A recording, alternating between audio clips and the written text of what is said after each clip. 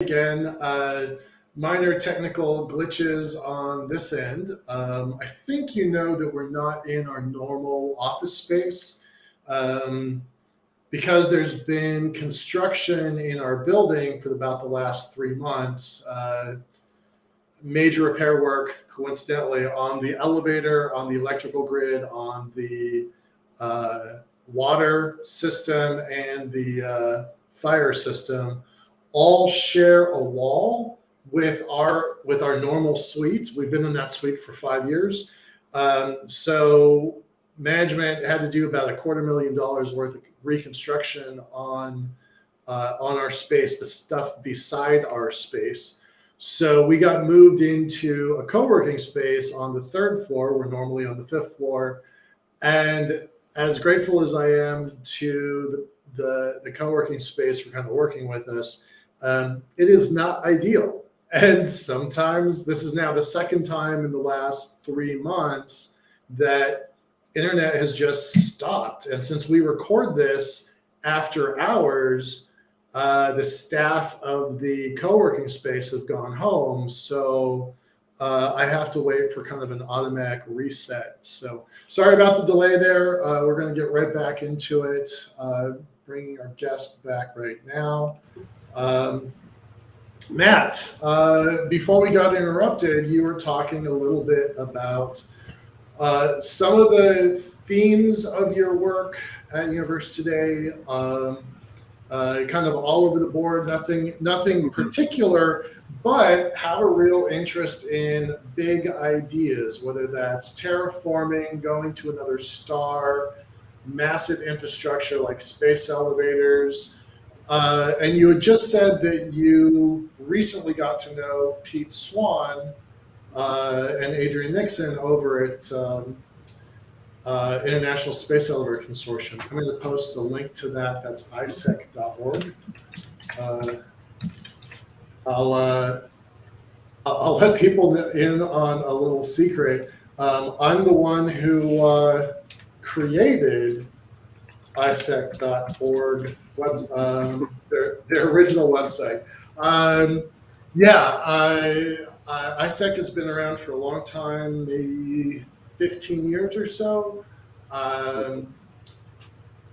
Ted was their first president. Pete has been the president for about 7, 8, 9 or 10 years now. And as an organization, it's changed a lot, but their general focus remains building an elevator on in space. They're actually, part of what Pete's doing is trying to figure out how to commercialize it. And recently, in just the last few weeks, I've heard had some minor communication with my original business partner, Dr. Brad Edwards. We're not really friends anymore, but still watching, paying attention what he's up to. So both Swan and Edwards are making sounds as if the nanotubes problem is either solved or near solved. So that's pretty big news.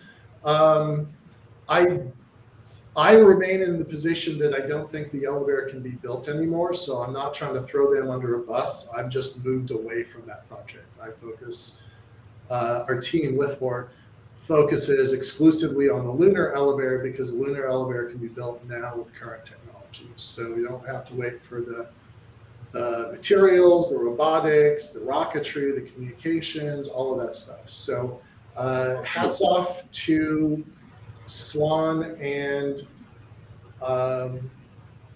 Edwards, but I have always believed in the physics and the mechanics. I think it's a financial, economic, legal maneuverings problem now. So I've always believed that the string problem was going to get solved. So good luck to them. Good luck to them. So back to you. What about these big ideas sparks your imagination? I'm not sure really, but just the way in which, can it be done? Is it possible? And when?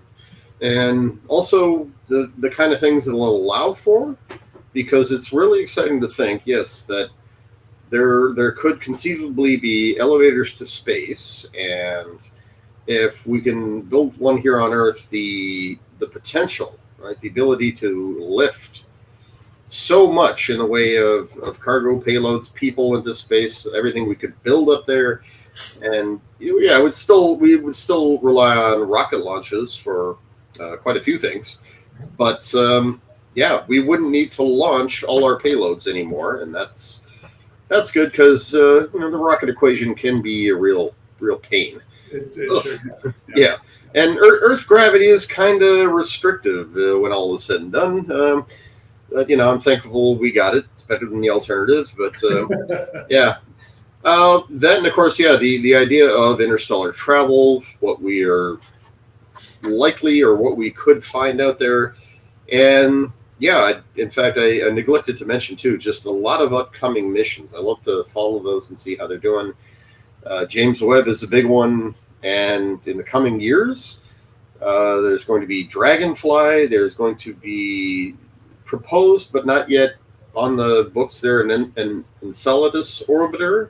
Yeah. And the Europa Clipper and JUICE, which already launched. And it's like, if these missions, if they succeed, if they find evidence of life, or the building blocks of life inside these icy moons out there, my God, think of what that'll mean. Yeah.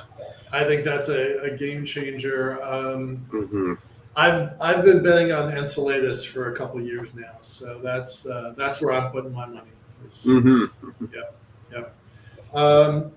Okay, so you've taken real world science and technology, real world invention, and you've informed the public through your writings on Universe Today.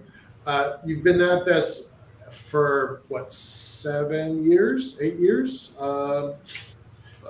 How many articles is that? Just as a rough guess. Is that one a day, one every other day, one every 2 days? It's about I think it's like 2 articles every 3 days is probably a good. Okay, all right. 2-3 residents. So 700 a year. Right, 700. Yeah, yeah. So I seem to remember. I seem to remember doing a bit of a tally at one point there, but that was a while ago. Like 5,000 articles, assuming you take weekends off. That's no, not really. Not Sunday, but not the whole weekend. No. Yeah, it's all right. So 5,000 plus articles. That's pretty remarkable.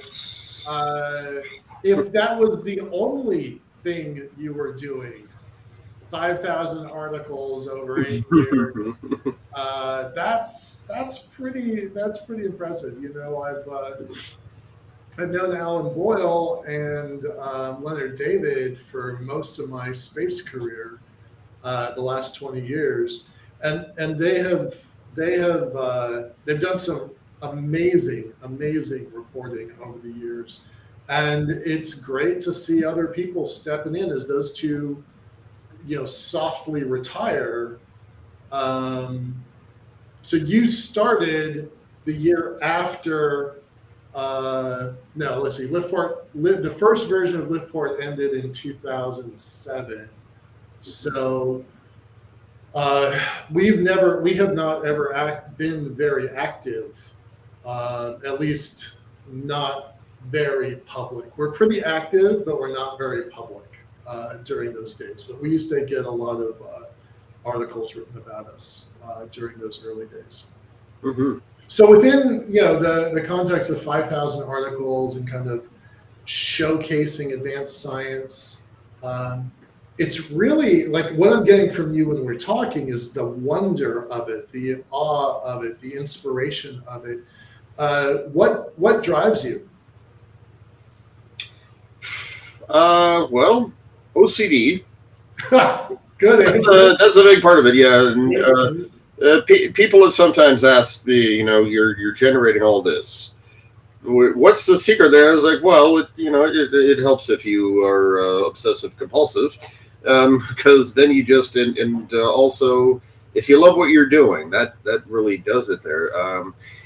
And it's just there is an excitement about it. It's like every day, if you get to write about something that really interests you and you're eager to learn about it and you get to tell other people about it, that would be it there. In fact, Elon Musk had said something sort of to that effect once, and it resonated with me. It's like you get up every morning and you're doing something that makes you excited and enthusiastic. It's wonderful. It is. And yeah, I didn't know what that was like until like about 2014 or so. I thought jobs were burdensome, but yeah. So it's unfortunate most people don't necessarily get to do that, but yeah, I do. So I'm very thankful for that. Very, very thankful for that. That's awesome. That's terrific. That's cool. Mm-hmm. Okay, so now let's talk about some of the big ideas, right? Mm-hmm. Where do you want to go? You want to go infrastructure? You want to go terraforming? You want to go interstellar? What do you want to talk about? Well, let's go with interstellar because it's related, it's relevant, and yeah, and of course it's something that the people I aspire to be more like, they're experts in it, like Les Johnson, for example, and it's always really fascinated me, and to learn about the history of proposals and how we're actually getting to a point where a lot of them are on the table, and there's even research being done into the really exotic ones. That is really cool. So, yeah. So yeah. Let's define interstellar. Are y'all mostly focusing on warp drives or world ships or something that I'm unfamiliar with? Well, all of it, because I love that about it. It's like if you want to break free of the solar system and its gravity, and to try and get through the interstellar medium, to investigate other star systems and see them up close and send people there. It's like, well, what are we talking about here? We can either go really, really fast, and that takes a lot of work because the amount of energy is insane, or we can just pack up the settlers with everything they could possibly need and send them on their way. So that's relativistic propulsion on the one hand, or world ships on the other, and then of course it's like warps, that third category that's over there, and what can we do about that? Yeah. So the one thing that right now that I really would emphasize, because it is kind of front and center right now, is the idea of micro or gram scale craft, like Breakthrough Starshot, right? You got a small smartphone sized spacecraft with all the necessary sensors and stuff embedded in it. And then you attach that to a very, very large reflective light sail and then shoot lasers at the sail, and that'll propel it. And yeah, it's like Starshot is what is being developed right now. That, by the way, is literal science fiction becoming reality, right? Do you know that history? Which story was that from? Moat in a moat. Oh, in God's Eye. Moat. Yeah. That was their design. Who wrote that? Is that? I'll look it up in a second. But so let's back up. Let's talk about Breakthrough Starship as a real system, and let's fill people in a little bit about that. Yeah. Okay. Well, so the idea of it had evolved from a design competition called Project Dragonfly, and a whole bunch of teams came together to say, all right, we've been given a challenge here, and the idea is build a spacecraft that could get to the nearest star, the Alpha Centauri system, within our lifetime. So a few decades rather than centuries. And so the idea quickly came together where they suggested that, well, it should be a very light, small spacecraft, so no people. Let's just send the sensors and stuff. And we've got we can embed all the electronics and sensors and a radio antenna we need to it. It'd be, microchip size. So you can put it on a tiny craft. And then let's use the idea of a solar sail, but a more exotic one, in where we are going to propel it. And I think some people suggested a magnetic sail, so it's like it will harness energy from just the background of space there, and it will absorb energy from the sun, and it'll turn that into propulsion.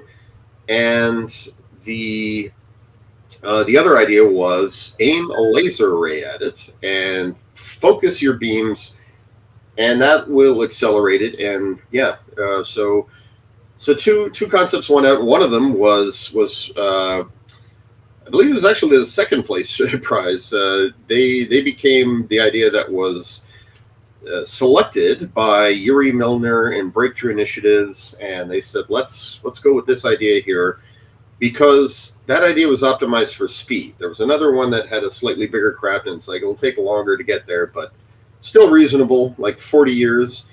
But this one, Yuri Milner and his people really liked, because it would get there in 20 years. Right. So, it's like 20 years to get there, a little over 4 years to send images and transmissions back. That sounds pretty decent. And now, and so he got together a board of directors and advisors with some of the best people in the business. Well, I know General Pete Worden a little bit. He's been, General Worden, I knew him when he was an active duty general. He's responsible for Elon Musk getting his first contracts from the Air Force.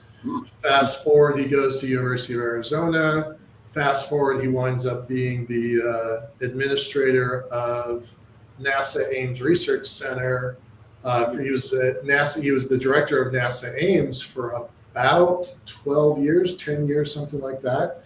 And then two things happened. The Principality of Luxembourg brings him on board as an advisor to their space program, and also Yuri Milner backs the Breakthrough Initiative, and General Worden is now kind of running that show. So pretty remarkable history, pretty remarkable people. So I want to stress, because we're talking about things we don't normally talk about on this show, but this is hardware, and this is finance, and this is international policy, right? That there's real money. Milner is a multi-billionaire. And Breakthrough Starshot is not his only space investment, although he's pretty quiet about his other ones. So these are well-funded, well-staffed efforts to go to another star. Now, where are they going? Alpha Centauri. So okay. There has been talk about Proxima Centauri, but the literature is, I believe it's consistently said it's Alpha Centauri, but that's a triple star system. Proxima is part of it, so let's not rule anything out. And they've even said, it could swing by Proxima. Gravity assists there as it's like looping around, because we know there's planets there now, so that would be really cool to check those out. Right.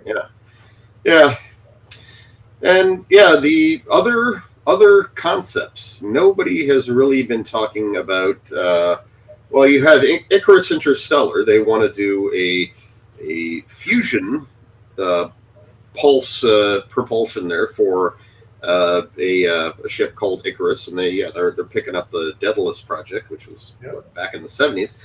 And the Alcubierre warp drive is something that is still being researched there by Limitless Space, and and they've got Sonny White there, Harold Sonny White, formerly of NASA Eagle Works, who started doing that research years back.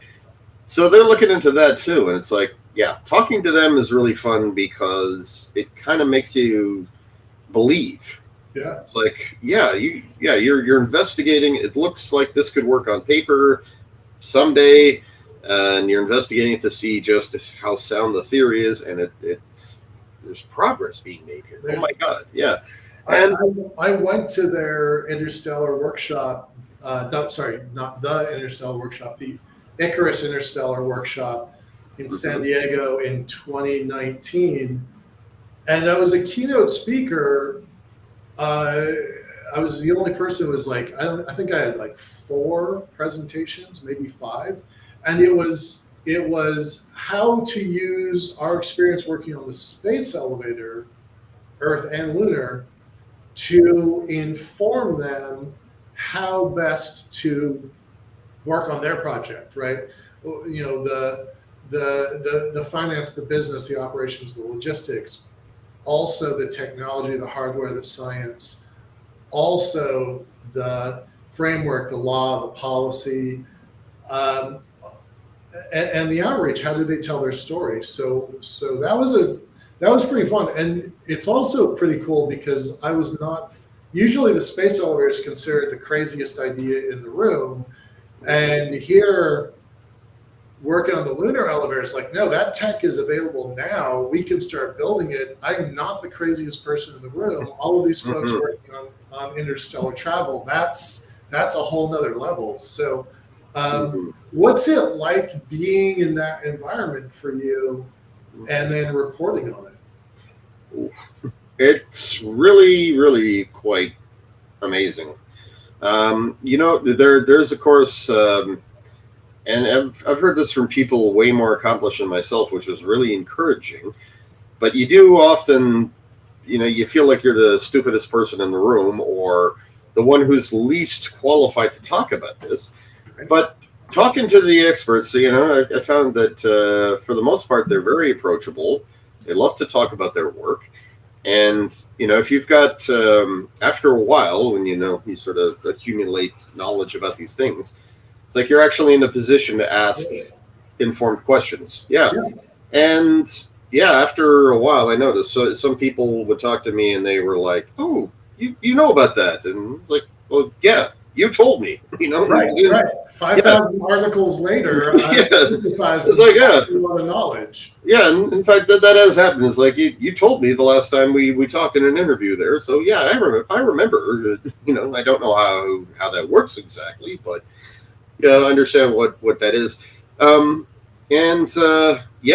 of course, they're also very, very happy about having people there who care about this stuff and who want to talk about it and publicize it. So I often found that weird, whenever the experts would, thank the people who are writing and saying, oh, thank you for taking an interest in our work. And it's like, well, yeah, it's what we do. And, thank you for talking to us, because if you didn't, we wouldn't have jobs. So it does feel like there's a lot of thank yous going back and forth there. And it's, as a Canadian person, I'm used to that, but we're sort of known for that.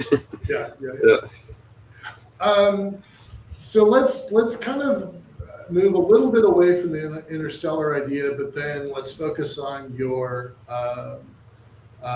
science fiction. It was your science fiction that led you to the science at Universe Today. And then it was the science at Universe Today that has informed your fiction. So let's talk about. Let me pull up here the link. Ross 248. Hold on just 1 second.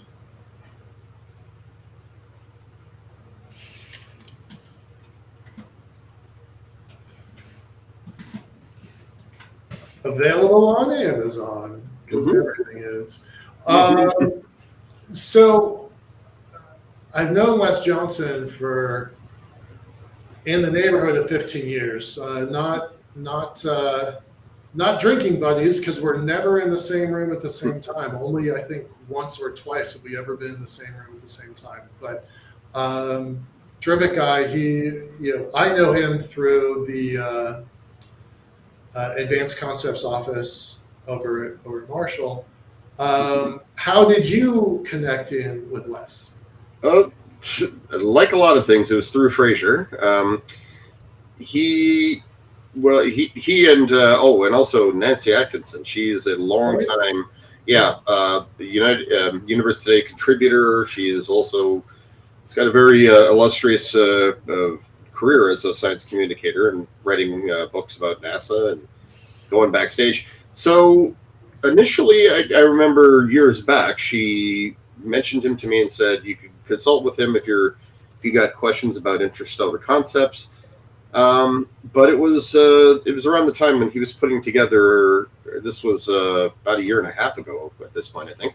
He's putting together a list of authors for this anthology, and he contacted Fraser and said, "The guy who wrote the articles on terraforming, what's he up to?" So we started talking, and because I did a series on how planets in the solar system could be terraformed or partly terraformed.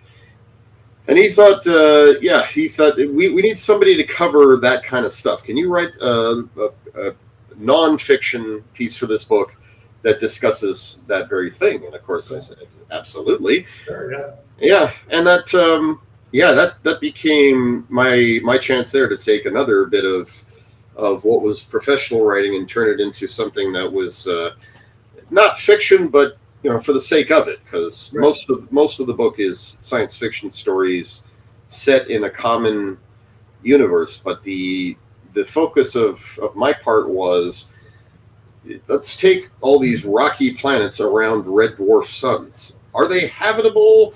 What do we know so far? What are the indications that some are, some aren't, and what can we do with those that are not quite up to code?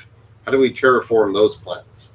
And it was real fun because it gave me a chance to get back into a lot of the old research I've been doing for that series. But it also dealt with some very particular challenges because, red dwarf suns are a pretty big deal right now. And because... Why? Sorry, I don't know why. You don't know why? No, I don't know why. Yeah, why is a red dwarf sun a big deal? Yeah, well, just because there are so many of them.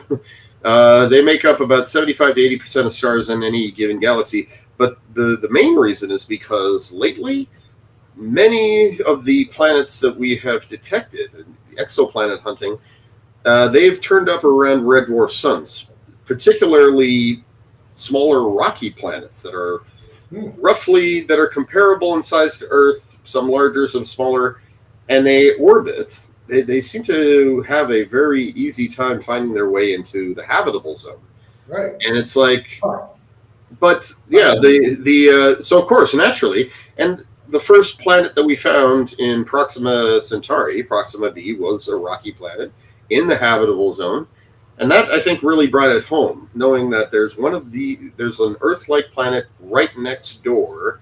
Wow. So if we do realize an interstellar mission someday, that is one of the most tempting targets to send it to. And it's just, the other thing being, though, is that there's all this we don't know. All these planets that orbit within the habitable zones, well, they orbit pretty close to their sun because that's just the way that their orbital mechanics work. They have to be in close to be getting enough heat and radiation to be considered warm enough. So they're likely to have one side facing towards their sun at all times, or have an orbit similar to Mercury's. Yeah, with an orbital resonance, it means it does get around, but one side is going to be facing the sun for a very long time. And don't red dwarfs, aren't they prone to flares and such? How habitable could these worlds be? It's like, well, we don't know. So, but there's a lot of good, educated sort of hypotheticals and theoretical research into it. So, that of course went into this project. It's like, let's look at what we know and what we believe is likely, and then how do we work with that to make these places new homes for humanity someday? Yeah. Wow. This is an area I know absolutely nothing about. That's pretty fascinating. Yeah. Oh, goody. Yeah. I don't get surprised on my own show very often. I don't get Mhm. surprised in space. I tend to focus mostly in the cislunar environment. Mhm. And so when I look up at the stars, at the rest of the cosmos, I have the same awe and ignorance as just everybody else. So that's actually pretty fascinating. I did not know any of what you just said. That's pretty neat. Thanks for sharing that. Right. So I'm guessing there's a star like this. Is Ross a star like that? Is that why it's in the book? Yeah. Yeah. Tell us about Ross. Yeah. Into the book. Well, so yeah, Ross 248 is a red dwarf or M-type sun. But the beauty part of why it was selected for this anthology was we don't know of any planets around it yet. They're, they've been looking, they've been examining it, but there's not yet a confirmed system of planets. So that makes it perfect for fiction. We can say whatever we want about it. And a lot of what we know about TRAPPIST-1, which has got 6 rocky planets orbiting it, 3 of which are in that habitable sweet spot. So a lot of that was adapted there so that we had a hypothetical set of planets to work with and their particular characteristics. And not much more I could tell you about just the star itself, but it's what we don't know about it that makes it good for this. Right, because you don't want this to age badly to say, okay, well, in your fiction you said there's going to be 6. Oops, there's 7. You're immediately discredited, right? So, okay, I understand why you did that. Tell us about the anthology, and then we'll dig into what your part was. Okay. So the anthology, it's a set of short stories, all connected, all set within the same universe. And I know from experience that coordinating a whole bunch of authors with a single sort of like shoestring plot, that is hard. So, luckily I didn't have to organize or look into what they were doing. But yeah, having got a copy myself and having read through it, it's on my bedside table, I'm afraid. Anyway, yeah. So, yeah. But trust me, I have one. Anyway, it starts out with the prospect of going and how a massive project is prepared. There's a very thorough timeline there that everyone was working with. And so it covers... What was the timeline? It starts in... I believe the coming century, but it goes into the 25th century. It covers several centuries there. Okay. If I had it here, it's not built. It's not built in today. It's built on the premise that there's going to be advances between now and then. Oh yeah. So yeah, it does. It takes that tack there. It is still though a work of hard science fiction in that. There's nothing, there's no woo or magic involved here, or the hyperdrive that it utilizes all these principles that we just made up, right? None of that there. Kudos to Star Trek for actually trying to explain that stuff there, but yeah, we don't have that here. So then it follows through the development process of how settlers then go to the system, how they then settle on some of the planets, and then what they do to sort of expand their foothold there by engineering on them. And yeah, each story is different. It's told from a different sort of perspective and with a different focus and characters, but they're all connected in the way that they're showing the progress of this big, huge undertaking. And yeah, that's something Les has done with other anthologies too, like Going Interstellar. and that focused more on the trip than the arrival and the development. But yeah, it's the same idea. I think there's even a term for that in storytelling. Short stories that are kind of standalone, but they create a larger story between them. Yeah, and there's big jumps in time and in place and so forth. Yeah. I'm gonna jump to the actual screen just a moment. Mm-hmm. Stay with me here.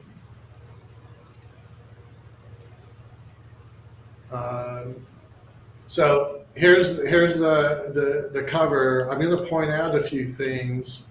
I'm only going to just skim over pieces.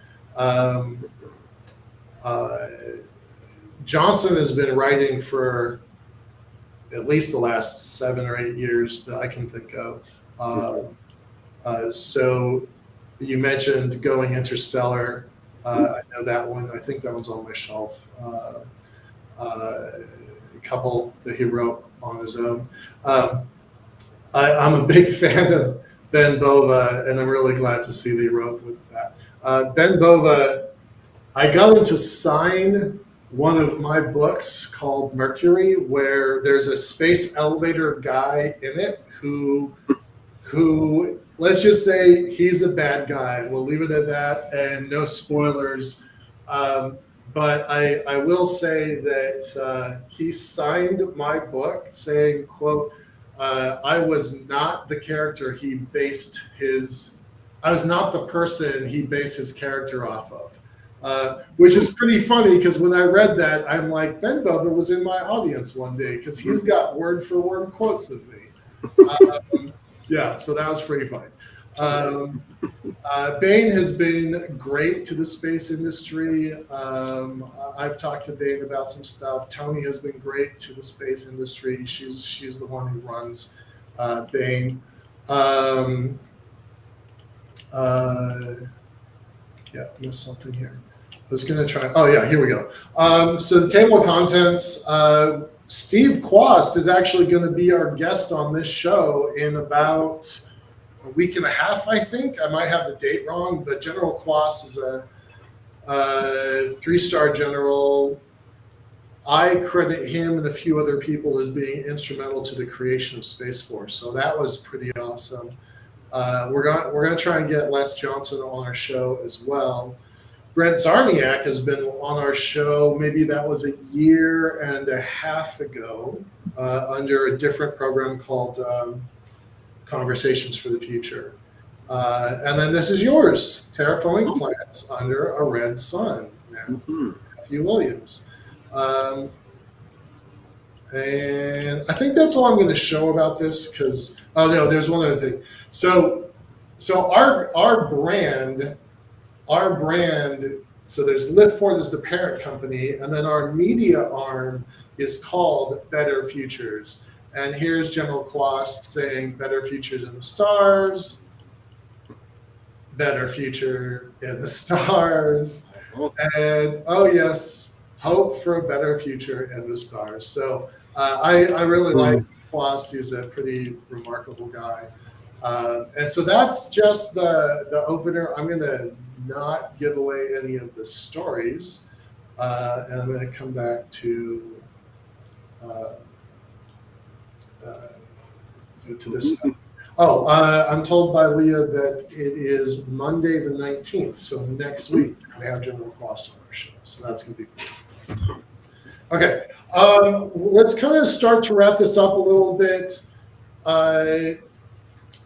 You've got the book. How many stories have you written? You haven't written any independent books yet, right? Well, yeah, actually. Do you mean independently published? Yeah. Yeah. Oh, well, yeah, actually, I have because did several in the past, which I discontinued because I just didn't like them as much as once I started working on my first published works. Anything I'd written before that, I kind of just discontinued. But I had 3 that were published by Castrum Press, which is a UK publisher. Unfortunately, COVID hit them pretty bad, along with so many other small startup publishing houses. So Yeah, they have since closed their doors, and I've independently published two things since then. Which one was a collection of short stories called Apotheosis, and the other one was like a space opera idea called Turncoats. So there's there are many other ideas I want to write out and develop before I'm done. Yeah, it's just it is a little difficult. I found creative writing at the end of the day when you're writing about space all day long.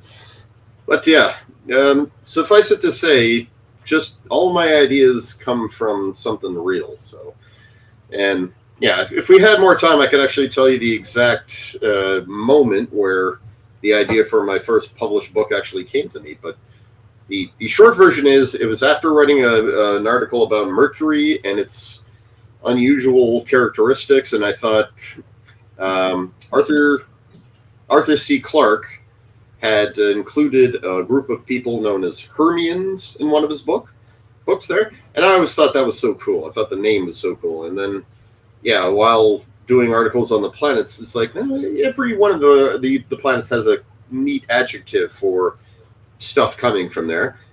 And yeah, after talking to a friend about, people could live on Mercury if they just did the following, and then it was just like, boom, light bulb.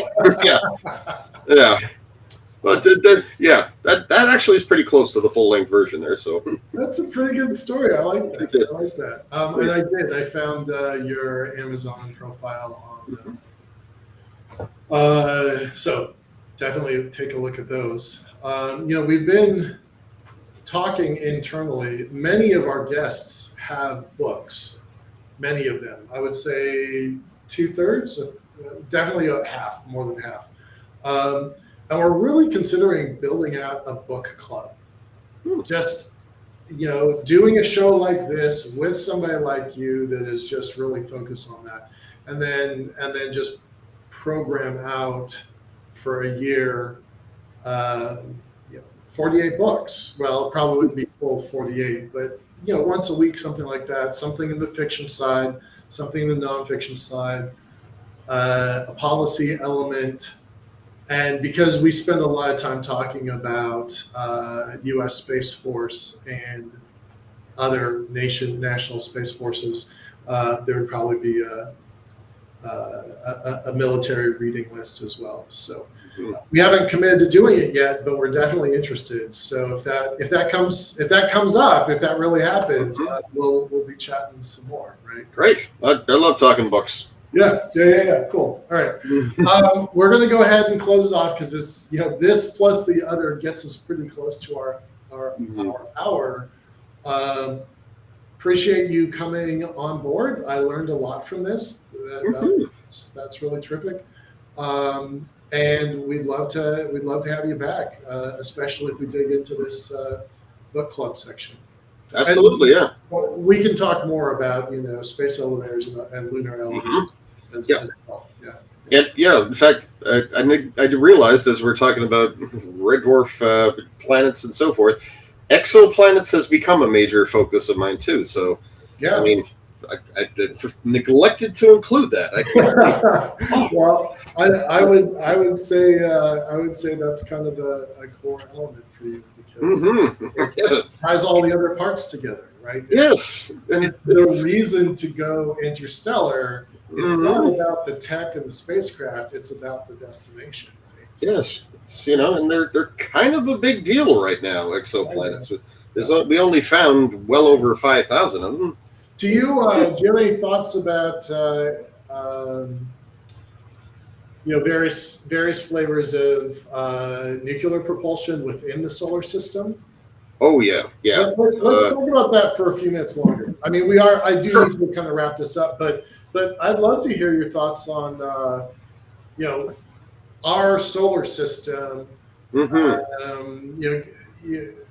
There's been a lot of talk lately about different propulsions, different power systems.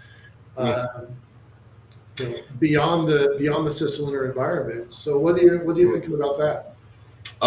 I'm really excited about that, and I think it's there's tremendous potential, and this is one of those things where it's like, we could build this stuff today. We really could. We've tested.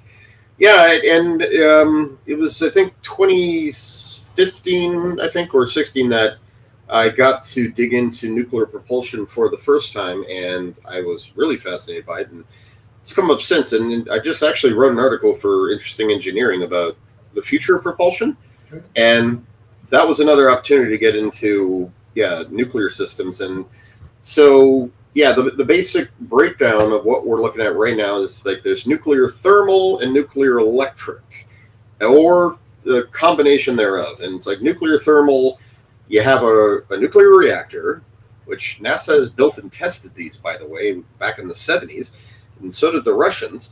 So we know how to make this, and you put it with fusion or deuterium propellant, and it heats it up, and that generates propulsion. Straightforward, but it also happens to be a lot more fuel efficient than what we got right now. So that's great. And it's I've seen proposals that said we could get to Mars in 45 days using this system. So a lot of money is on developing that right now, and that includes NASA and DARPA. They've got they're building a prototype that they want to send test by 2027, I think. So and they are definitely looking at that for getting to Mars. That will be a massive game changer. The other type, nuclear electric, is very similar, but it's like we have the reactor that powers a Hall effect thruster or an ion thruster, and so rather than using solar energy to power that, we have a reactor, and that is like brutally fuel efficient, like 10 times as much, whereas nuclear thermal, I think, is 3 times. The only difference is that the propulsion it gives is really even and slow. So you accelerate rather slowly, but for a very long time. So the nuclear thermal is the obvious go-to right now. It's like, because we could speed up really quick, and it's fuel efficient enough we could get to Mars and back without having to refuel.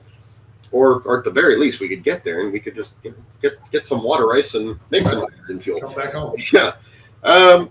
So that, and especially one that uses both, that is going to be a huge game changer. And so Harold Sunny White has at Limitless Space. They're working on that kind of stuff too. It's like nuclear fission ideas, the nuclear fusion that will get us to Mars and the asteroid belt. The fusion stuff will get us to the edge of the solar system. And beyond that, well, we're hoping to have a warp field ready by then. So, so really exciting stuff. Mars in 45 days. I had a conversation like that with somebody that actually works at Johnson. So, all right. Matt, this has been fascinating. We'll definitely, schedule to bring you back on. I'm going to go close down the stream, but I want you to stay, hang out here for a second longer. Okay. Okay. Thank you. Thank you. Thank you.